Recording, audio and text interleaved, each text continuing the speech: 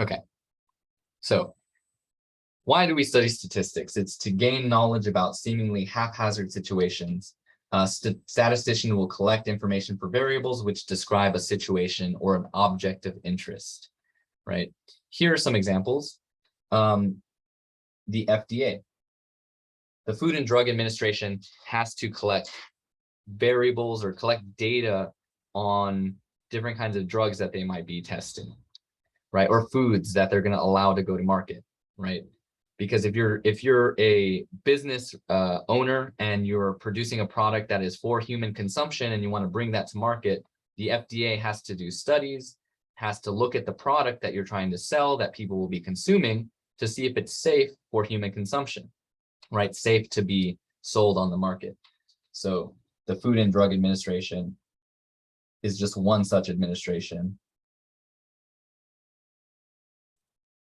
that does this kind of data collection and testing, and they have to go through rigorous testing to some extent in order to bring that product to market.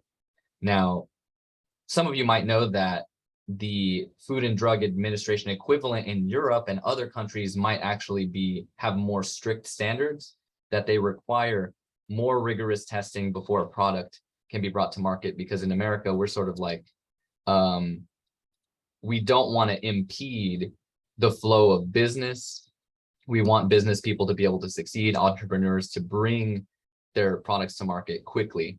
So there is a debate out there of, sometimes the FDA process is a little bit too fast, where in other cases, in emergency situations, like with the global pandemic in 2020, COVID-19, we sort of had to expedite the process of running studies, running trials, and then getting that product to market as soon as possible, because it was a matter of life and death for thousands and thousands of people, right?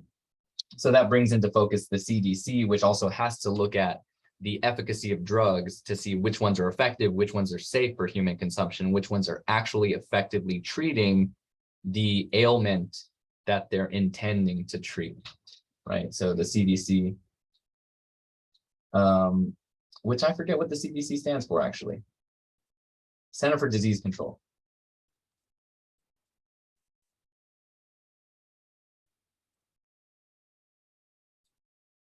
I spent a lot of time in academia.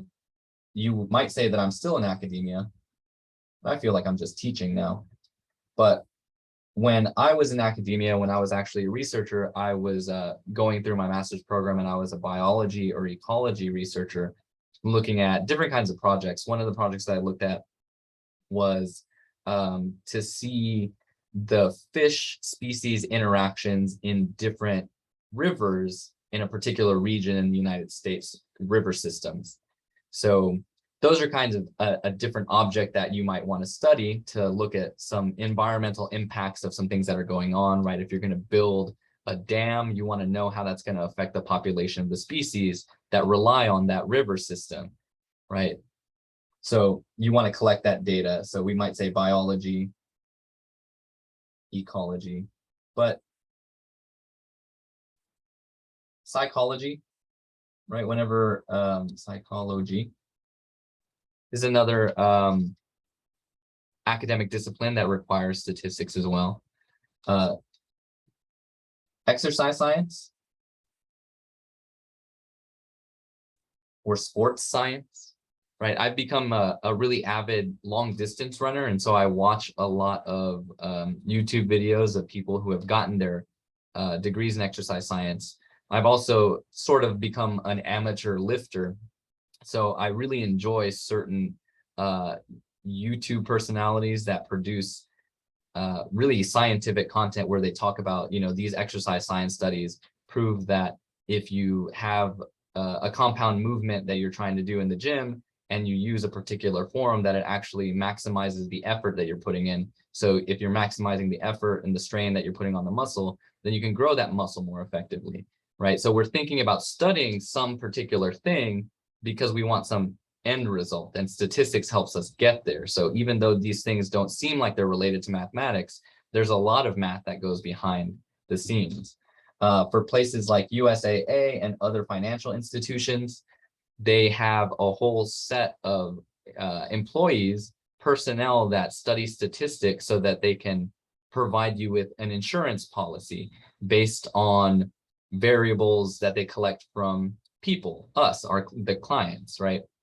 To see like, okay, if I'm going to insure you, let's say a life insurance policy for X amount of dollars, well, I need to make sure that I collect pertinent data about you, about the level of risk that we're going to take on for providing you with this insurance policy, right? Another thing that uses data and statistics is the stock market, right?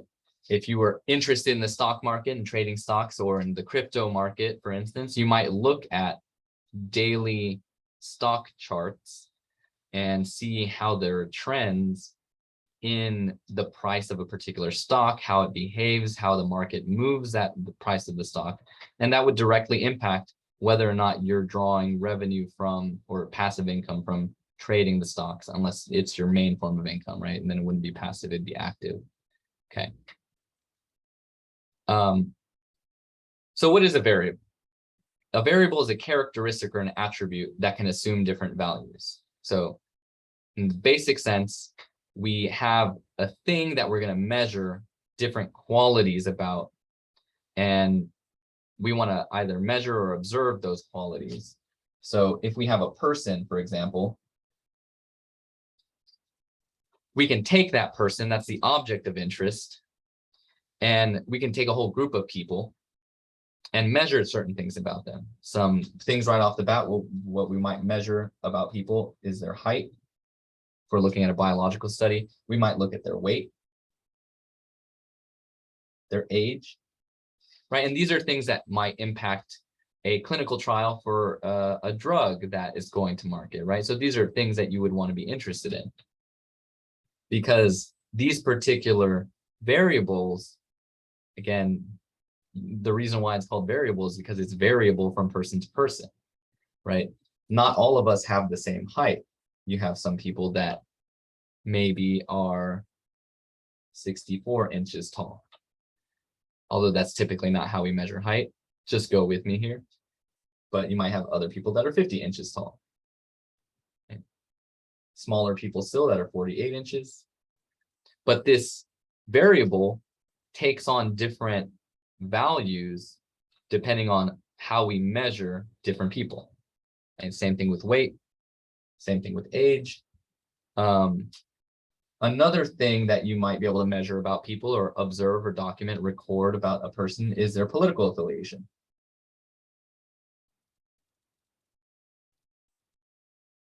And whereas these variables are numeric, political affiliation is not a number variable. So we might say that some variables are numeric, some are not. Another example of a non-numeric variable that you might measure in a person is the type of car that they drive, right? The type of vehicle that they drive, or handedness, right? People are either left-handed or right-handed, or they're ambidextrous, but that's just a category, right? It's not a numeric variable. That numeric and not.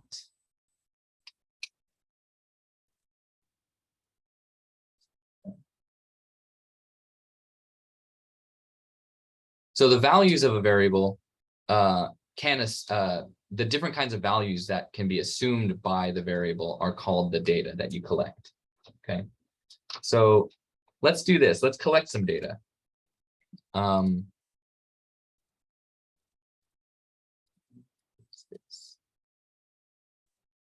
There it is. In the chat, if you don't mind disclosing this, let's put your height in inches. Take a moment to think about your height in inches and type that in the chat.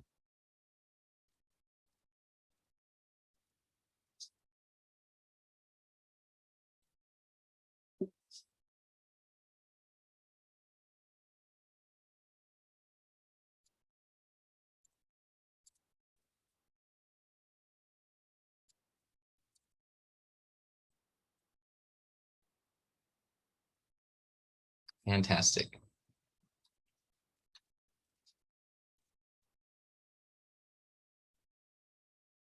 The height of people in our class.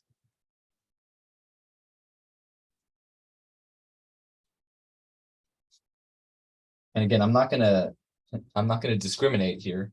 I'm just gonna write down some of the numbers that I'm seeing.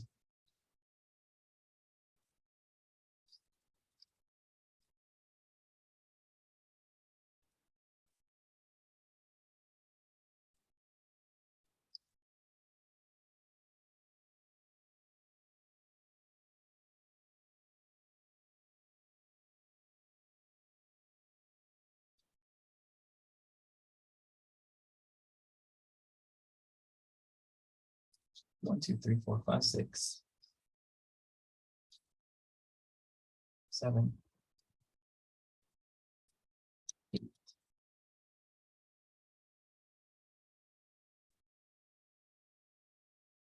9, 10. Okay.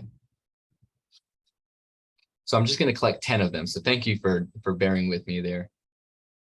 So the height distribution of our class looks like it's somewhere on average, if you just eyeball this collection of numbers, the average looks somewhere in the ballpark of maybe the high 60s, maybe around 70, right? But see, notice how noisy this data is. And what I mean by noisy is that there are so many different values of this variable height that we're measuring in all of the people. So if we want to say something about the class, then we need to somehow reduce the noise of this data set that we have now.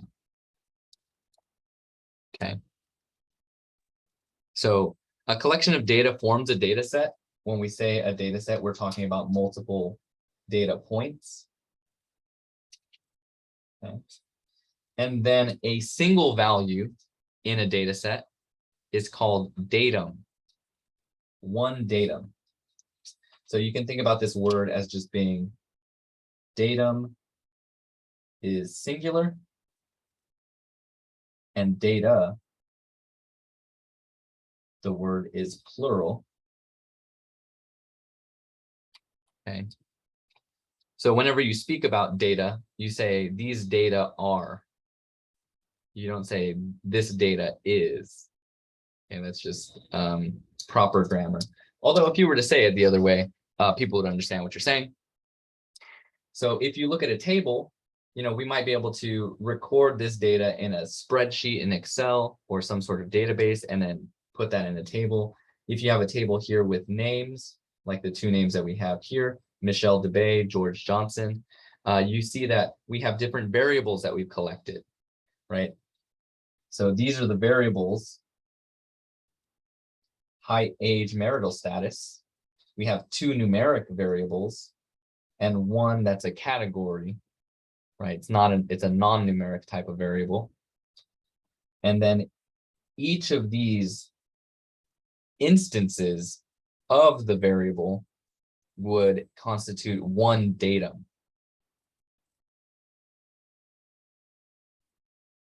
Okay.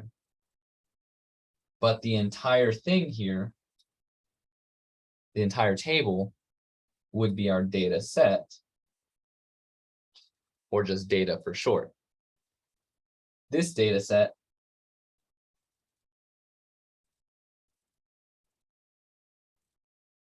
has 2 observations. Okay. And here what I mean by observations is that there are only 2 people or 2 objects that we're observing. Those objects have multiple variables that we're extracting, and the variable values here are called together data. Does anybody have any questions so far?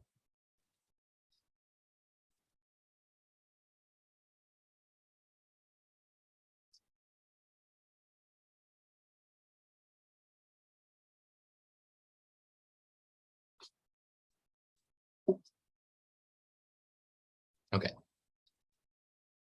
One statistics, we like to make this distinction between a population and a sample. I'm going to get a piece of paper really quickly.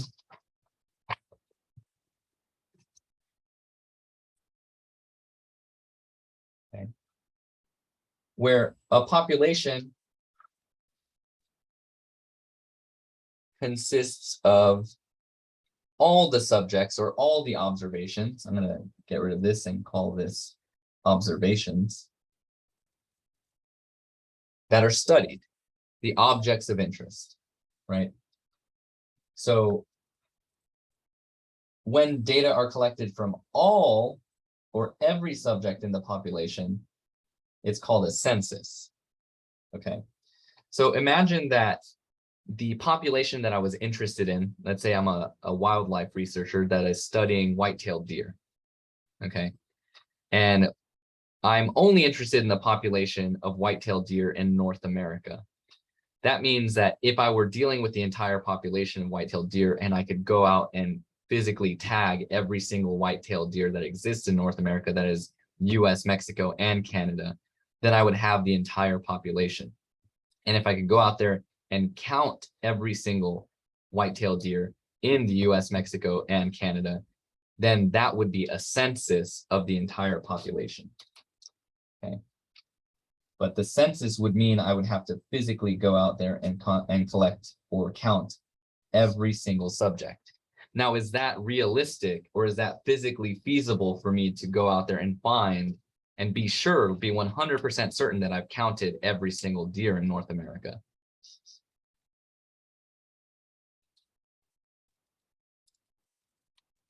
It would absolutely not be feasible for me to do that, right? I would have to have an enormous set of personnel that are going out there and helping me count the deer and tagging them. So usually that is not the norm to do statistics on populations, because populations tend to be too large. Again, if I were studying all of the blue whales in the ocean, that means I would have to scour the entire ocean and find all the blue whales and then measure some particular variable about them that I'm interested in. Again, not feasible, okay? It's not cost effective. There's not nearly enough time. There's not enough manpower or person power, if we want to be politically correct. The population may be too large. Let's say that I'm an entomologist and I want to study all of the fire ants that are in North America. It would certainly be impossible for me to count all of those because there are too many fire ants, or maybe all of the E. coli bacteria in a particular region. Would not be feasible, okay? Population is just too large. And then for certain populations, there might be medical concerns, okay? If I were studying somebody who had an infectious disease, like the population of monkeypox, then I would have to think about what are the realistic restrictions on how I could go about collecting that data on all of those individuals. Not only the risks to the population I'm interested in, but also the risks to the researcher myself, okay? So usually we don't do statistics on populations. Instead, we take a sample, which is a subset of the population, okay? So you can think about the population as being this larger thing, this population, and we could take a census in theory of the population. But typically what we'll do is go into the population and take a smaller subsample, right? So this is a subset. This would be the sample of the population. And then we do statistics on that to make larger generalizations about the population, okay? If the subjects of the sample are properly selected, most of the time, they should possess the same or similar characteristics as the entire population. However, that might not always be the case, right? We need to think about how those subjects were sampled. Yes, we have a hand up. So, like, given the information, is statistics more of science, like physics, or is it more like a math, like algebra? It's both. It utilizes a foundation of algebra, but I would say like statistics itself uses mathematical theory so that we can describe and analyze patterns, processes that exist in the world around us. Okay, so it's more of an applied mathematics. Does that answer your question? Yeah, kind of, but okay. I think that maybe as this goes along, it'll make a little bit more sense. Okay.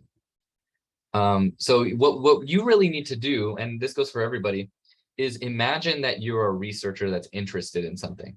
Imagine that that you are there's research nurses that collect data on, let's say, I used to in college, to make extra money, do these clinical trials, and there are healthy studies that you could do and be a part of where they're testing something like a experimental drug to treat people that have diabetes.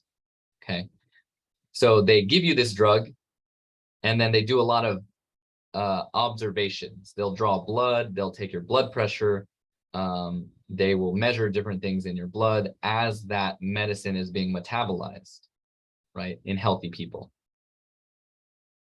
So if I want to know that this drug works and doesn't cause any sort of adverse side effects, I can't really draw any conclusions if, let's say, they gave me the drug and nothing happened to me, right? I couldn't then turn around and say that everybody who is given this drug will not have any adverse reactions to it. Does that make sense? Like, I would have to sample more people in the population to see if there are adverse reactions to the drug, right? Because people have different genetics, people have different dietary restrictions or sensitivities. So I might not have had any adverse reactions to that drug, but the person next to me might have one, or they might not, right?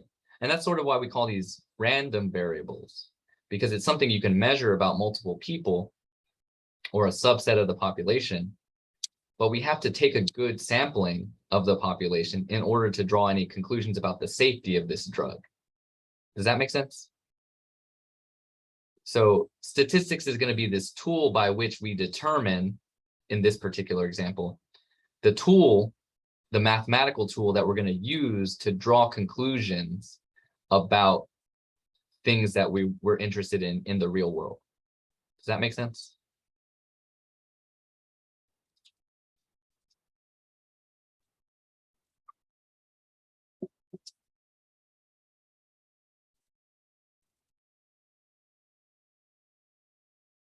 Okay. Well, maybe it does, maybe it doesn't. Let's go ahead and press on and try to get through this section. So like I said, you have a population that you're drawing that you want to draw conclusions about, but you can't possibly census that entire population. It's just, it has limitations, right? These are some of the limitations of actually measuring that variable in the entire population. Population might be too large. You might not have enough money to fund the observations, right? Like I said, with this clinical trial that I used to be a part of, they have to pay money to all of the people that are participating in these studies. So you have to have hundreds and thousands of dollars to pay out. The more people that are going to be participating in these studies, the more money you have to have, right?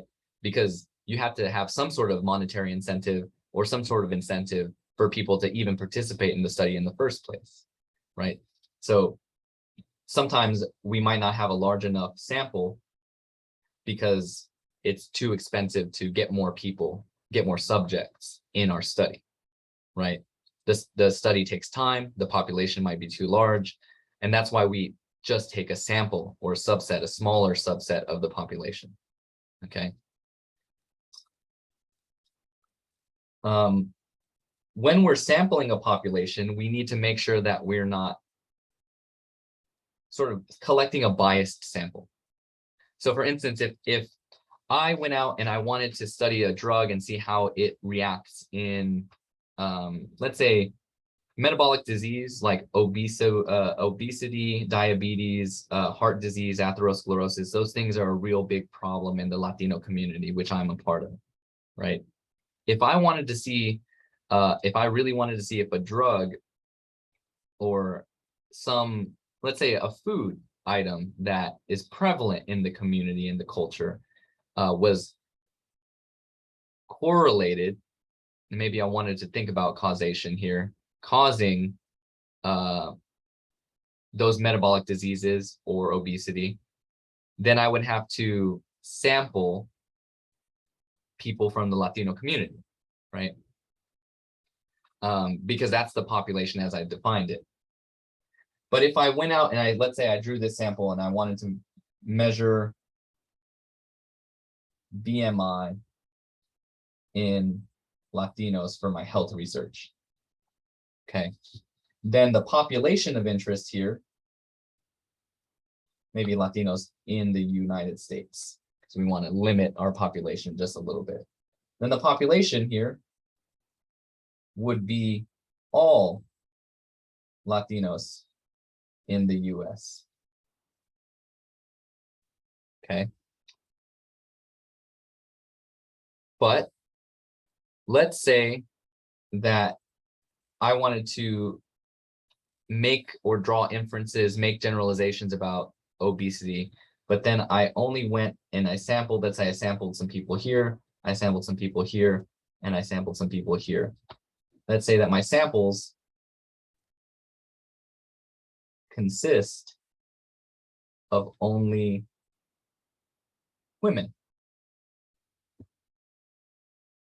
Well, that would be a biased sample, because if I'm trying to answer questions about all Latinos, men and women alike, and I'm only measuring BMI in women, then that's a biased sample, because it's not going to allow me to answer questions about Latinos in general. It will only allow me to answer questions about Latinas, right? Hispanic women. Does that make sense? Yes. Okay. So we need to be sure that we properly select our samples so that we avoid such biases. Okay. So what do we do when we collect samples? Well, that's what we're going to get into in section 1.2. But there are two main areas of statistics that we're interested in. And that is descriptive statistics, which consist of the collection, organization, summarization, and presentation of data, right? Because we're not going to collect this data for no reason. We're eventually going to organize that, usually into spreadsheets, and then summarize the data and then present it to people, because that's just what you do, right? We're going to conduct a study and we find some sort of groundbreaking results we want to let people know, right? And that's sort of how research is done. So what is descriptive statistics? Well, it lets you describe a situation, right? You've taken the given date and you're describing aspects of that particular data. You're not making any generalizations here. You're simply describing the data set. This should be data. Okay. So you might have a data set that looks like this, and then you might summarize by making a chart, a figure of some sort. Let's go ahead and zoom in here. Okay, so we have this data set, looks like it has the age ranges of people, and it has the years in which that data was collected, right? So I think that this is just count data. That is, they counted the number of people that were 18 or less. I'm thinking in age, right? Younger than 18. So usually on St. Philip's campus, we do have early college, high school students, so there might be people that are younger than 18. So in 2003, we had 1,092 students that were 18 years of age or less, right? And so you sort of had to make sense of this, because you have this array or spreadsheet of numbers. and it's hard to draw any conclusions about it because we need to describe this data set first. So we're going to create some descriptive statistics, which take this data that we've collected, organize it. Maybe we create a visualization that summarizes that data, right? So this is a bar graph that tells you, by just looking at it visually, the largest category, or the largest, let's see, we have the most number of students that are in which age range, right? It looks like 18 or less, because this bar is much larger. But this is simply describing the data. It's not making any conclusions, right? We haven't asked any questions of the data. We're just saying, okay, I guess the only question we're asking is, what does the data look like? How many students do we have in each category? Okay, but we're not saying anything that's, making any sort of comparison or contrast between the groups that we're looking at. Okay, so descriptive statistics are just that, they are descriptive. Okay.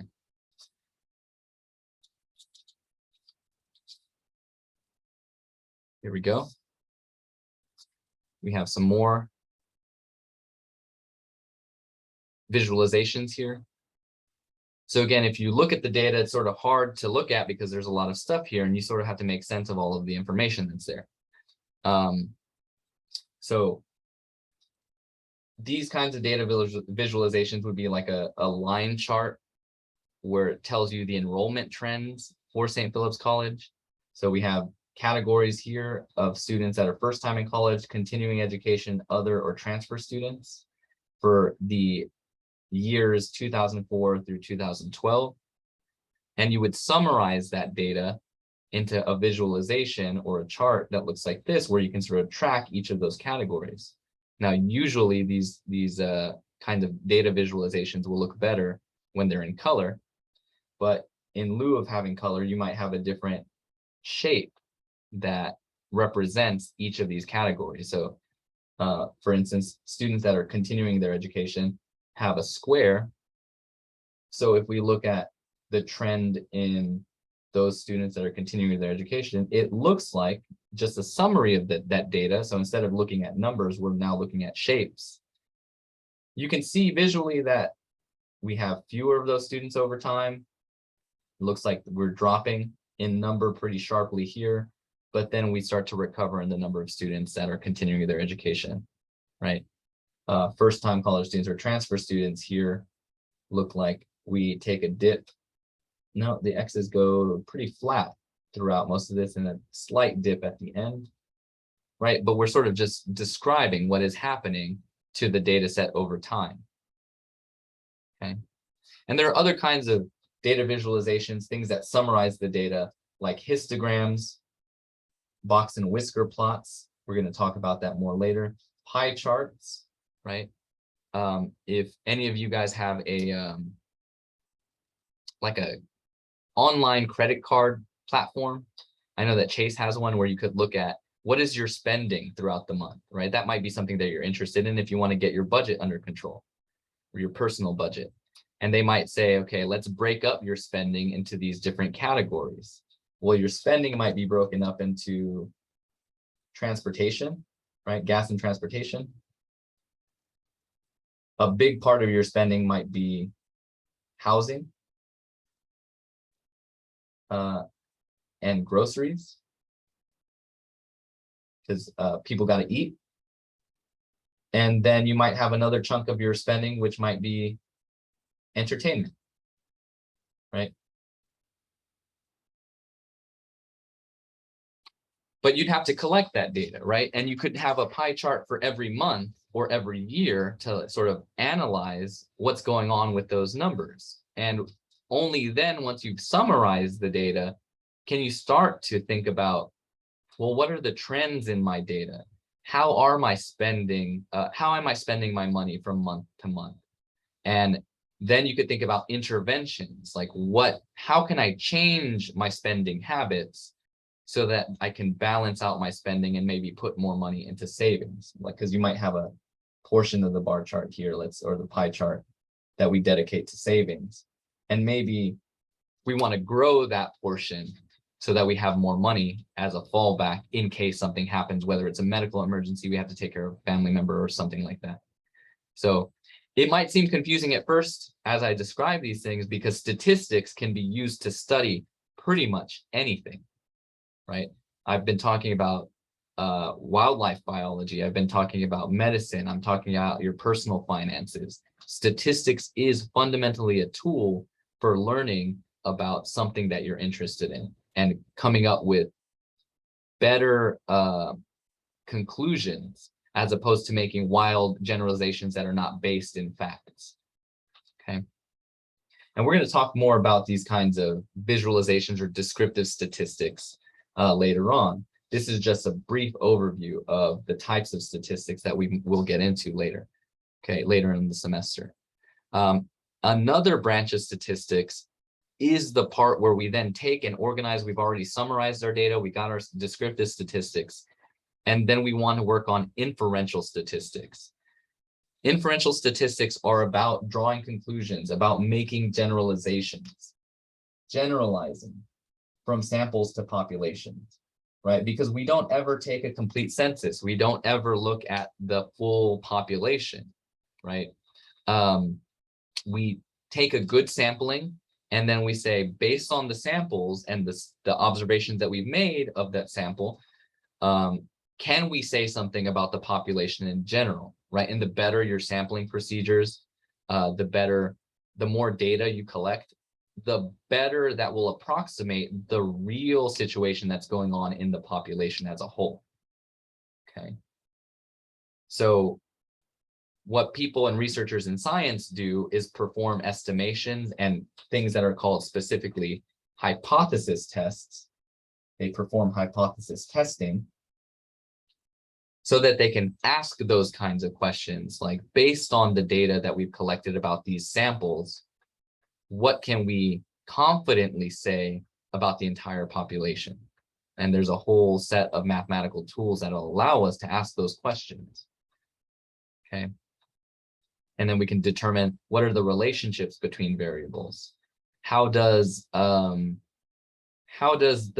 price of oil affect the levels of CO2 in the atmosphere, right? Those two things might be related. They might not be related, but you'd have to collect data on both of those objects and then do some statistical testing to ask those kinds of questions and make predictions about the future. Okay, so prediction making is another thing that you can do, right? If we're thinking about meteorology, right? How does the weather person on the news make predictions about how the weather is going to be tomorrow or the next day or the next week, right? They have a set of tools that go out and measure things about the environment, about the humidity, about the barometric pressure, about the temperature. They look at seasonal cycles, seasonal trends. How did things happen in the past? You know, they talk about 100-year floods. Those are things that if you collect enough data on, you can run these kinds of numerical tools, these statistics, and then make predictions about the future, right? That's why they can give you a 7-day weather report, okay? Because we're taking a sample and then we're generalizing from the sample to the population, okay? And then, you know, if for whatever reason you wanted to make predictions about a population, we could determine the probability of finding characteristics of the population based on the characteristics of the sample. So we can then say, what is the probability of finding some characteristic of the population based on the characteristic, its occurrence in the sample. So we can use the sample to draw conclusions about the population. Conclusions And this is really what's meant by educated guesses, right? Like in our personal lives, when we say we made an educated guess, well, your educated guess is not just you thinking through things. You sort of have to informally collect data, right? You might have multiple anecdotes, individual datum that you collect, and together you put all of it together, and then you say, okay, I think that this is what's going on based on these experiences. That's sort of informally similar to actually formally going out and measuring multiple observations of this thing that you're interested in. And then you can start to draw conclusions. After you've made those estimations, you've assessed the relationship between variables, then you can start to test your claims mathematically. We'll get into inferential statistics that are based on probability in chapter 4. Okay. So let's think about this. Test our knowledge. Okay. The average jackpot for the top 5 lottery winners was $367.6 million. Is that a descriptive or an inferential statistic?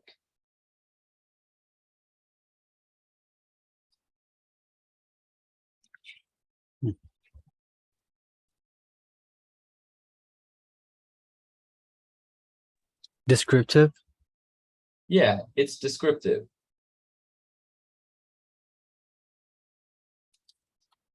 Because basically it's a summary, right? The average jackpot of the top 5 lottery winners. So this is not all of the lottery winners, just the top 5. So that's a sample, right? That consists of 5 individual winners. And if we averaged or summarized those numbers, their winnings are not all the same. But if we took the average, then that would be descriptive of that data set. Okay. A study done by the American Academy of Neurology suggests that older people who had a high caloric diet more than doubled their risk of memory loss. Inferential. That one's inferential because we did a study and we've drawn the conclusion that that study suggests to us that if we were to go out into the population and randomly grab somebody that has a higher, this variable of caloric diet, a high caloric diet specifically, influences some other variable, right? Their memory loss. So we're sort of drawing a conclusion there that based on the study that was done, it suggests to us this conclusion, right? That these two variables are related in this specific way.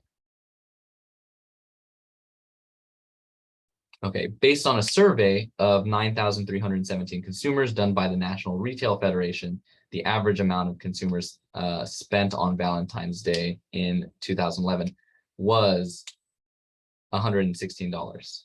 Is that descriptive or an inferential statistic? Descriptive. Descriptive, right? Because we didn't draw any conclusions about their shopping habits. We just said, okay, they spent money.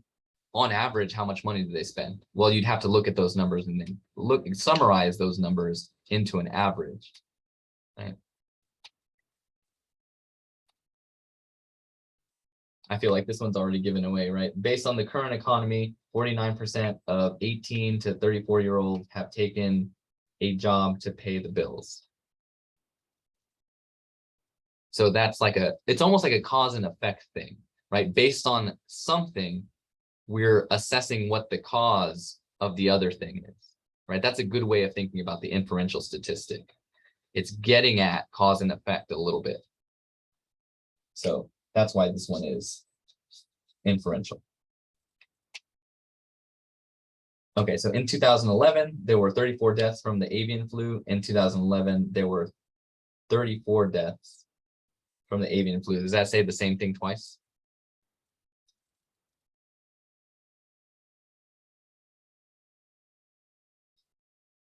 Yeah, I think it does say the same thing twice. Okay, so in 2011, there were 34 deaths from the avian flu. Descriptive. Definitely. We haven't drawn any conclusion. We just sort of monitored a situation. Okay, so we're just describing the situation. In 2011, 79% of US adults use the internet.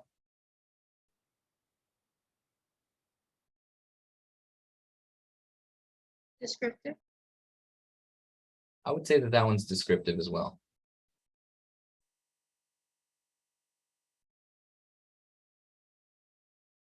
Okay, and the last one, in an online survey of 500 Virginia Tech students between 2010 and spring 2011, 31% said they had missed a class because of alcohol consumption.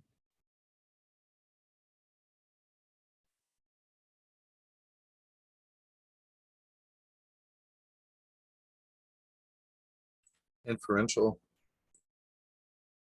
Yeah, I feel like this one is a little bit in a gray area, right? Because, well, first of all, we're looking at an online survey of 500 students at Virginia Tech, right? So does Virginia Tech's population, is it just 500 students? I mean, you might not know what the exact population of that particular school is, but I guarantee you that it's more than 500, right? So we're looking at a sample here. And we're just saying that based on the sample, based on what they reported to us, that 31% said they had missed class because of some claim, right? And I know that the word "because" here sort of suggests that we're talking about cause and effect, but we're really just saying, you know, we asked some students a question and this was their response. These are the observations that we made from making this survey. So this one's actually descriptive.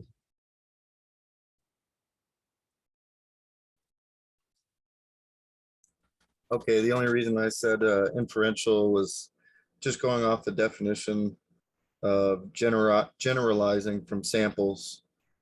Yeah. And kind of. Yeah, and the reason why this one's tricky is because we're not actually generalizing like the reason why they missed class, but we're just reporting that they said they missed class because of alcohol consumption. So we're just describing what they said.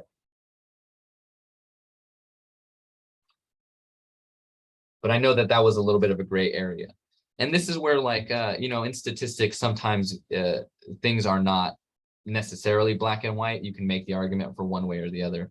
But like if you're taking a percentage of, let's say that I'm not going to do this, ask you to put your political affiliation in the group chat.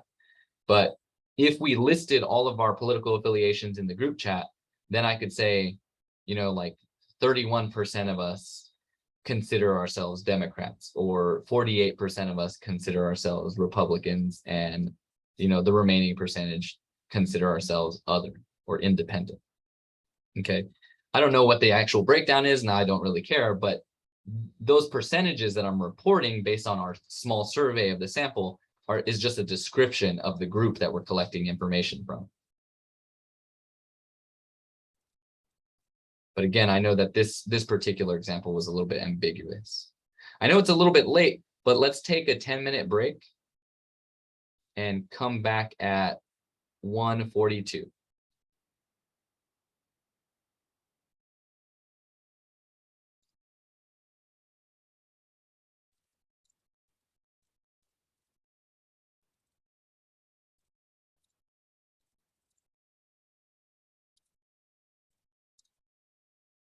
Okay, so section 2 throws a lot more vocabulary at us. We're talking about variables and types of data. So I said that a variable is a characteristic or an attribute that can assume different values. So you can think about a person or an animal. I'm going to put a little stick figure here. And that person might have different variables: age, height, weight. And for multiple people, we'll be able to measure different values because not everybody has the same age, not everybody has the same weight, height, etc. Right? So these characteristics that we're measuring about a person, a single person might have multiple variables that we're measuring.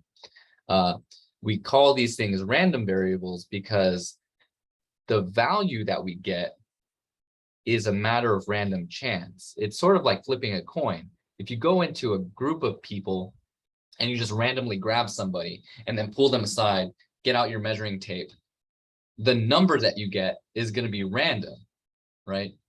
You cannot predict what that height is going to be until you go out there, grab somebody randomly, and then measure them. Obviously, you wouldn't do that because it's not ethical, but a random variable is a variable whose values are determined by chance.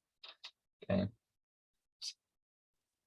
Determined by chance. That's what we mean by random. It's not necessarily chaotic, but it is determined by chance. Qualitative variables are distinct from quantitative variables.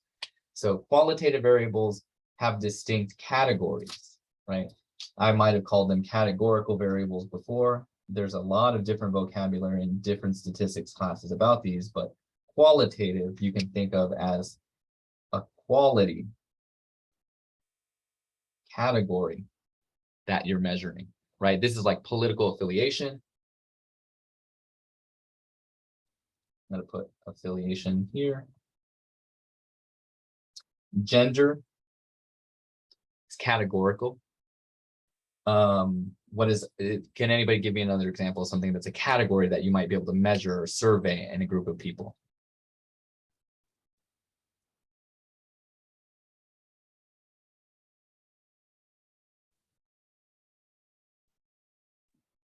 Cats or dogs? Age. Somebody might be a cat person or a dog person, right? That might be a type of category, a type of person that we think about. Or they could be an exotic animal type person, right? Maybe they like rabbits or maybe they like iguanas. Age is more like a number, right? That you could measure or count. So that brings us to the next definition, right? Quantitative.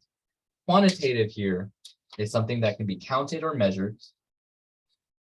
So when we're thinking about qualitative versus quantitative, think of quantity or think of numeric. This is a number variable like age, whereas qualitative is not numeric. Okay, so it's not a number. I just thought of another qualitative variable that would be like whether you're a parent or not. Some of us have kids, some of us don't, right? So we can think about breaking down our data into these two big categories. So one of them is qualitative data, which is categorical data. And we looked at examples here. Another good example would be our ethnic identity, right? Ethnic identity or race, that is a category that we place ourselves into, okay? Quantitative would be numerical. They might be ranked or they might not be. Think about ratings. So you can rate shows, you can rate your professors. Think about the website Rate My Professor. Right? These are numeric ratings that you might give. It might not be something that you necessarily count or measure. But if enough students were to give me a rating, for instance, you can go out and then look at those numerical ratings. Maybe it's a 0 out of 5 stars, or maybe it's a 1 to 10 type rating, but that's a numeric thing. So that's why it's quantitative. And then some quantitative variables take on discrete or countable values. You can think of discrete or countable values as being whole numbers, right? Like our ages, we typically report our ages as whole numbers, right? I am 32 years old. Somebody in the class might be 18 years old, but those are whole numbers that are countable, okay? Or we might ask, what is something that you would count about a person? How many dogs you have, right? That's a numeric or a quantitative variable. Some people might have 0 dogs. Some people have 1 or 2 or 3 and so on, right? Whole numbers. But then that is distinguished from continuous variables, which can be decimal representations, right? Like I know that we just reported our heights in whole numbers, but if you think about your weight on the scale, and I'm going to go ahead and reveal my weight. I think the last time I measured my weight, I was something like 183.7 pounds, right? We call that a continuous variable because the decimal value gives us additional information, right? People don't have just whole number weights, okay? So let's test if we can see the difference between discrete and continuous variables, right? The color of a football uniform, is that, well, let's say, is it qualitative, is it quantitative?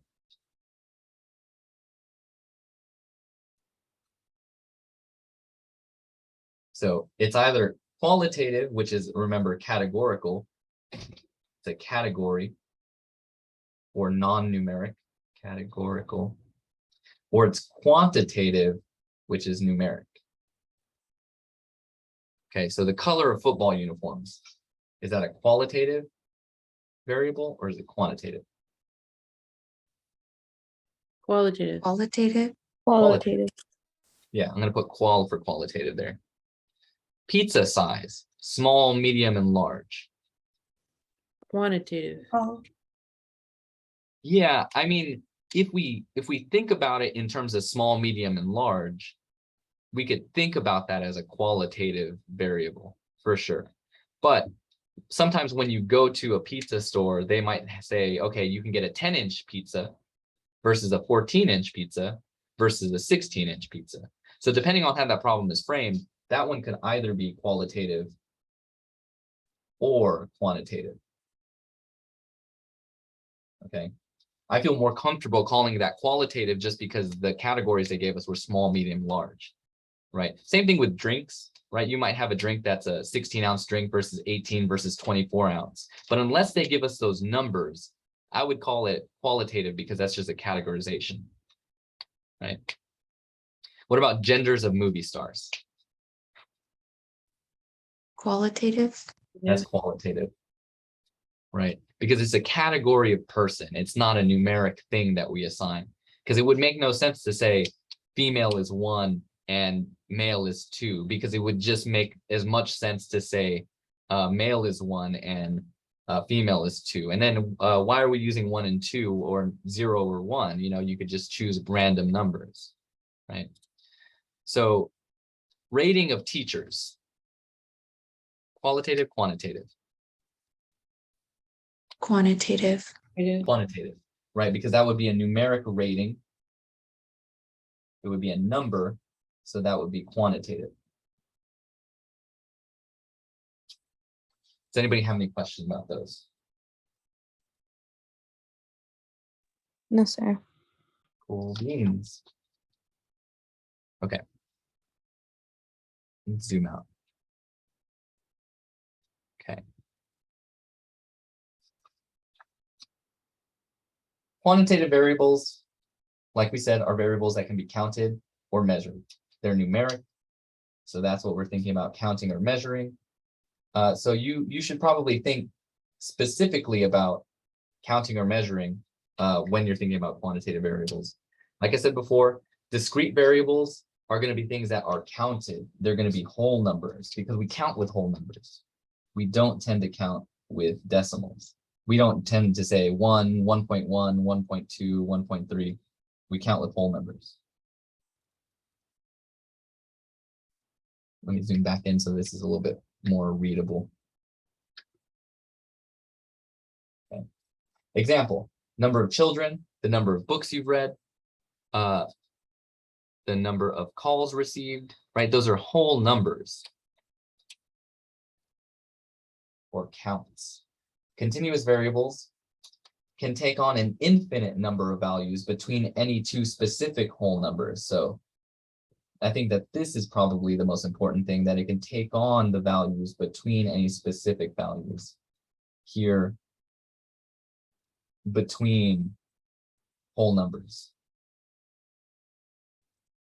Because like if you measured somebody's height, you might be able to find somebody who's exactly 72 inches, but that would be very rare. Chances are there would be 72 inches point something, something, something, right?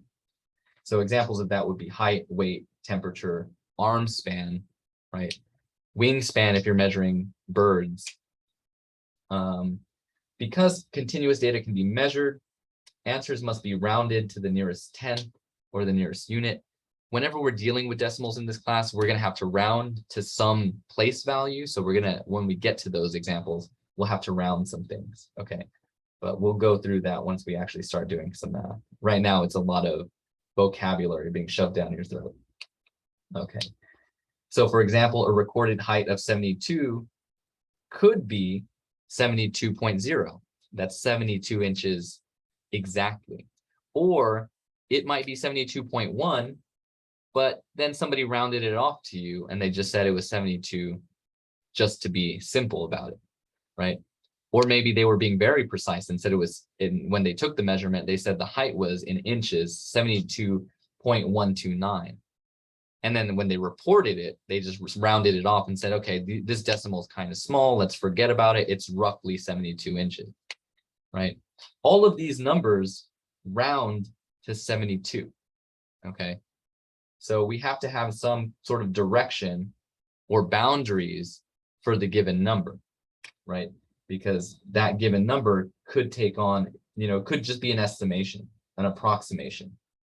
So for a given number, we're going to think about the boundaries here. So let's test ourselves with some questions. Let's classify each variable as a discrete or continuous variable. Remember, discrete is something that's countable or a whole number, and continuous is something that is measured and can take on a decimal value. Okay. The highest wind speed of a hurricane, is that discrete or is that a continuous variable? Continuous. It's continuous.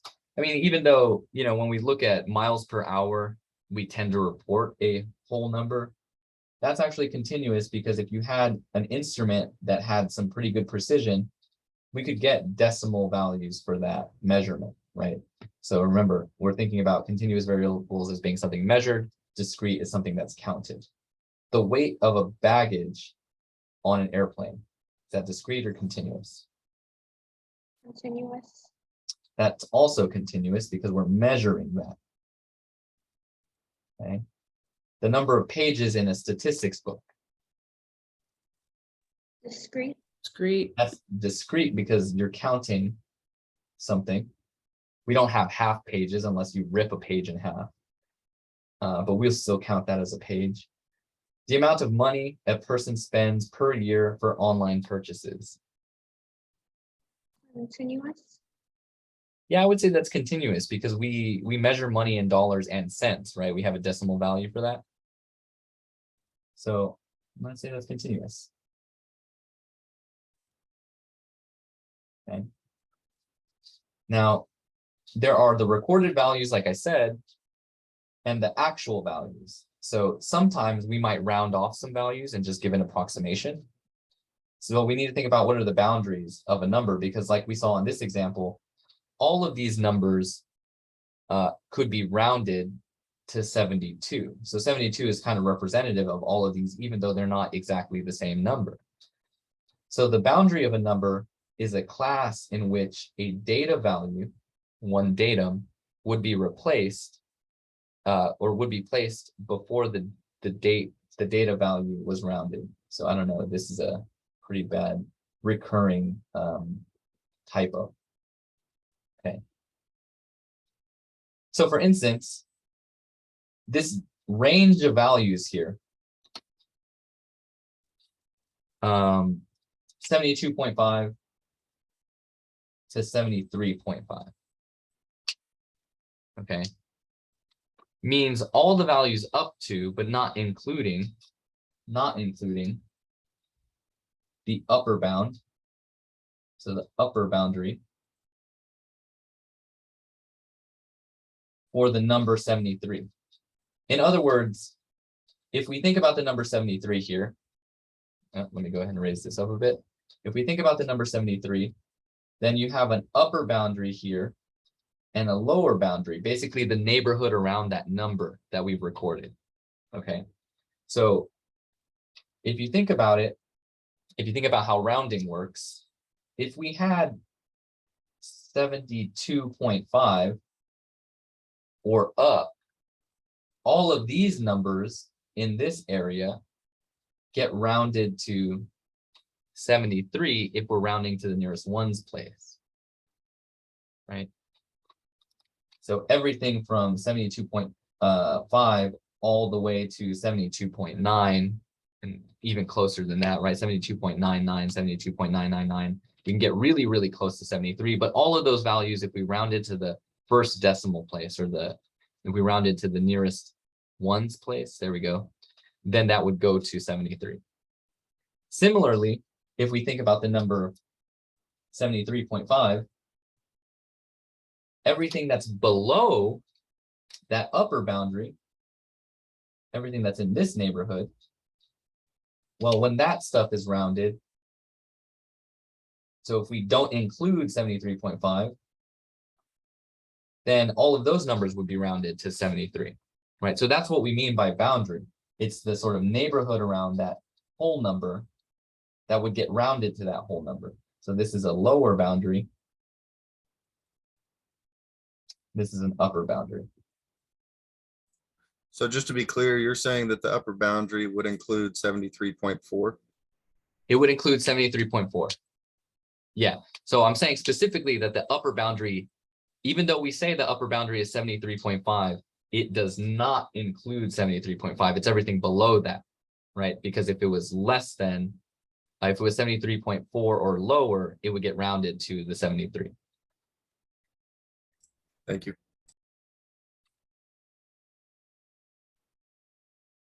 Okay, so let's just look at some examples of these boundaries that we might have to set up or construct. Okay.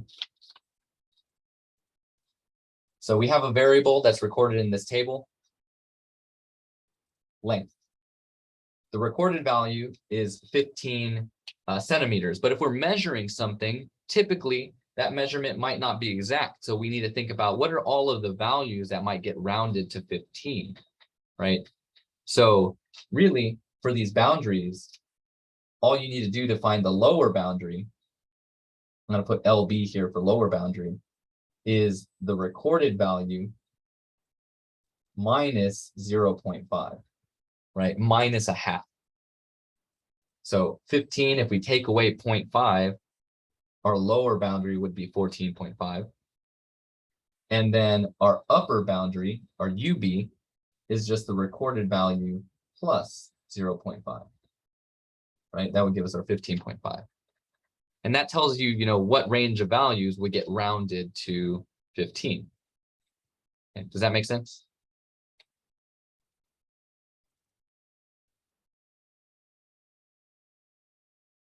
I have Yes. a question. Where did you get the 0.5? Yes. from? The 0.5 is just a rule for rounding, right? Because if we think about this lower boundary, right? If we think about 14.4, and we were thinking about rounding that to the nearest ones place. Well, the way rounding works is we look at the next place value. And if this is 5 or more, we round up. If it's 4 or less, we round down, right?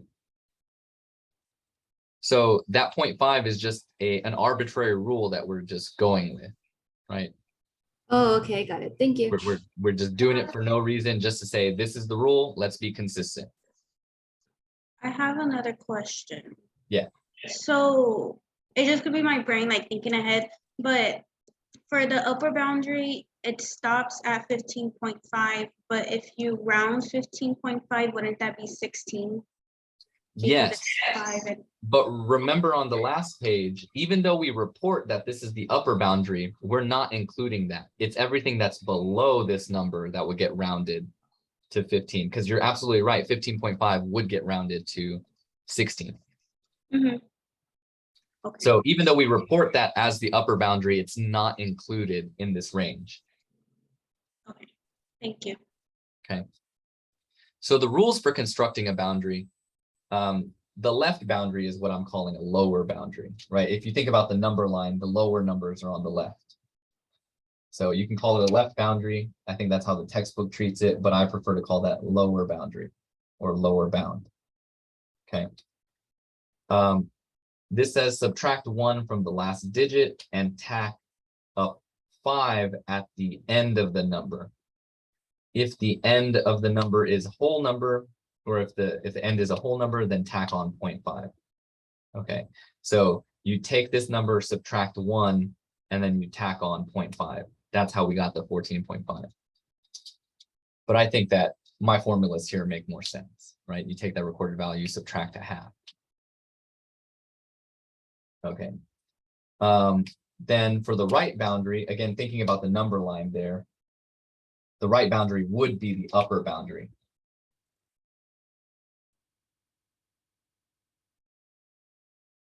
Okay. We're going to tack on 5 behind the last digit. If the last digit is a whole number, we're going to tack on 0.5. So we're just going to tack on to 15.5 because that's a whole number. And that's how we got 15.5. But I think it makes more sense to just take that recorded value and add 0.5. Okay. But I guess this rule really only makes sense for the whole numbers, right? Because if you look at the other examples here, for 86, this rule makes more sense where we subtract, we can use this and just subtract 0.5 and we get the 85.5. And we can add 0.5 to get 86.5. That makes a whole lot of sense. We can just use these formulas. But if we're dealing with something that's already a decimal, this is saying to tack on, let's see, for the left boundary or the lower boundary, subtract 1 from the last digit and tack on 5 at the end of the number. So here, the last digit is a 3. So we're going to subtract a 1 from this to get 42 or 0.42. And then we're going to add that 5 to the end. Does that make sense?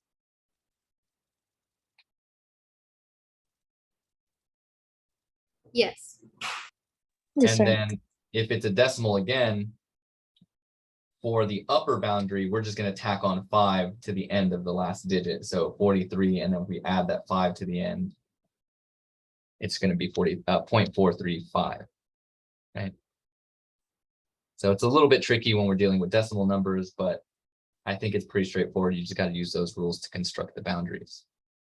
Okay, so let's construct the boundaries for these values here, right? For 8.4 quarts, this should be what?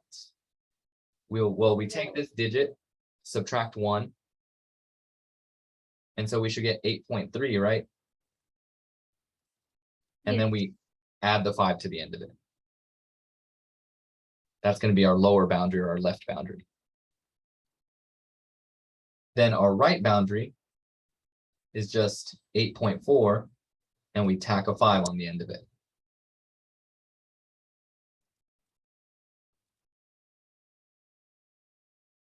Okay. For the next example, I'm going to make myself a little bit of room here. 138 is a whole number, right? So we can just subtract a half from there. That would put us at 137.5. And then the upper boundary would be just to add that 0.5, which would be 138.5. Does that make sense? Yes.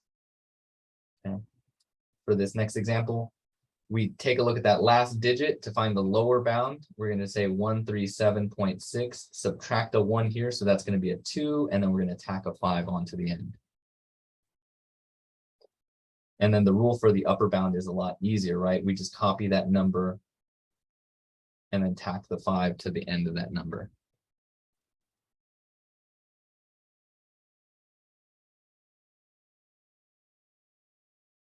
Okay. Well, I'm going to squeeze this in. Well, maybe not. The remaining part of this section, 1.2, gives you some definitions of categorical variables. So some levels of measurement would be like, okay, we could have a nominal variable, which is categorical, so it's not numeric. But think about this as a label, something that has no order or no numeric rank. An example of this would be color, because red, blue, yellow, there's not a specific order in which these categories could be measured or observed. But ordinal is something that could be ranked. So think about, like, in college, you're a freshman, a sophomore, or a senior, sorry, a junior, or a senior. And there's a ranking or an order to this. You have to be a freshman before you become a sophomore. You have to be a sophomore before you become a junior. You have to be a junior before you become a senior. There is an order. Even though these are a categorization, it's not a numeric variable, there's an order to those labels or categories. Okay. Well, that will conclude this page. We really only got through sections 1.1 and 1.2. So there's only one page left in the workbook for 1.2, so I'm gonna let you guys read that. I will change the due dates for the homework so that it's just 1.1 and 1.2 that's due by the end of the weekend. But if you have any questions at any point in time, like I told you guys before, I'm going to be working to clean up and add some stuff into Canvas. But if you have any questions or come across anything that's weird or need some help, even though we're remote, don't hesitate to message me and remind, and I'll try to get back to you as soon as I can to get you some assistance. Okay. But that's all the time we have today. I'll see you guys on Monday. For the workbook, you can get it at the work lab, right? The math lab. At the Math World Lab, yeah. If you come to campus, and we can get you one of those workbooks, the physical copy. Okay, thank you. Yeah, not a problem.